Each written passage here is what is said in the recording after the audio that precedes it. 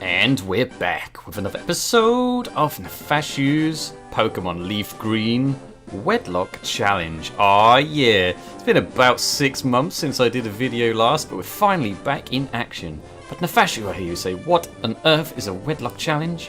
Well, my dear friends, I shall answer that question right now.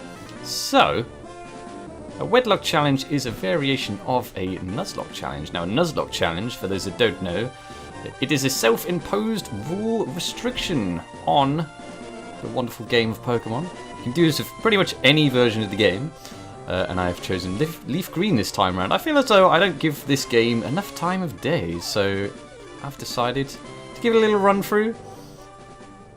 Anyway, a Nuzlocke Challenge is, there are basically 2 rules that you need to impose on your Nuzlocke game. The first of which is that you can only catch the first encounter on any route. And then the second one is that if your Pokemon faints, it is dead, or considered dead anyway, so you have to release it. So that makes the game a heck of a lot harder. So a Wedlocke Challenge is basically a Nuzlocke Challenge, but with the added caveat, if that is the correct word, that your Pokemon need to be paired up. And for the sake of simplicity, I'm going to go with the fact that your pairs, they need 1 male and 1 female per team. And what I'm also going to do is give genderless Pokemon a little bit of love too. They don't usually get that much action in this game mode, but I've decided that they can be paired up too. So for example, if you start off with a male, then the next thing you need has to be a female. Now this can also supersede the first encounter. So if your first encounter is a male and you need a female, you can skip it almost until you find a female. And then you fill your party as such, and if any of your Pokemon dies, then it needs to be replaced by the gender that the previous Pokemon was. Basically to balance the pair back out once again. If you fill your party of 6, then you can continue to catch things regardless of what gender they are, but you have to bring on the gender, as I've previously mentioned, to match the pair, so that there's a male and female or 2 genderless on each team.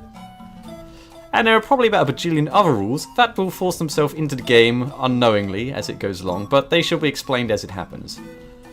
Now, there is one more rule I'm going to add to this game. So, for those that watched my Platinum Nuzlocke Challenge, I won't spoil anything, but I did okay, and part of the reason for that is that I had no item limit, so I've decided to impose an item restriction. And what is that restriction, you may say? Well, I'm going to try something a bit different. I've not really seen anywhere else. But essentially, I can't use any items in battle at all, unless the trainer I'm facing also uses an item. So, in this case, say I'm facing a gym leader, they use a potion, then I would also be allowed to use a potion. But I cannot go past a potion. I can only go up to the level of potion that is used by the opposing trainer. So it might force some interesting strategic plans where I might have to knock an opponent into the red so that they get healed, so that I can get healed.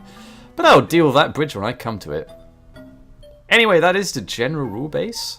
I am very excited to be back doing this. And I guess I shall see you in part 1. Toodles!